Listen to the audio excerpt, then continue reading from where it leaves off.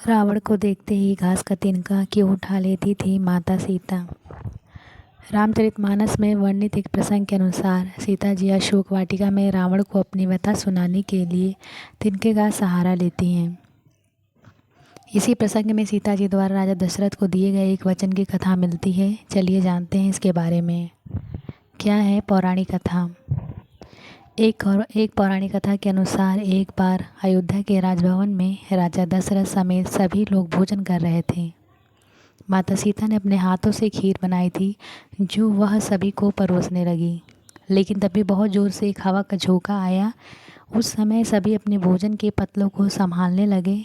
तब सीता जी ने देखा कि राजा दशरथ की खीर में एक तिनका आ गिरा।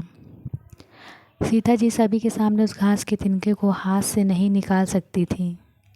राजा दशरथ ने देखा चमत्कार। तब माता सीता ने उस तिनके को एकाटक देखना शुरू किया और तब तक पलक नहीं झपकाई जब तक कि वह तिनका जलकर राख की एक छोटी सी बूंद बनकर नहीं रह गया। इसके बाद सीता जी ने इधर उधर देखा और उन्हें लगा कि उन्हें किसी ने नहीं देखा, लेकिन यह सारा दृश्य राजा दशरथ भी देख रहे थे। इसके बाद राजा दशरथ ने सीता जी को अपने कक्ष में बुलवाया और यह कहा कि भोजन के समय उनके द्वारा किए गए चमत्कार को वो देख रहे थे। राजा ने लिया ये वचन। राजा दशरथ ने सीता जी से कहा कि आप साक्षात जगतजननी स्वरूपा हैं। साथ ही यह वचन लिया कि आज वह जिस दृष्टि से तिनके को देख रही थी वैसे कभी अपने शत्रु को भी ना देखें।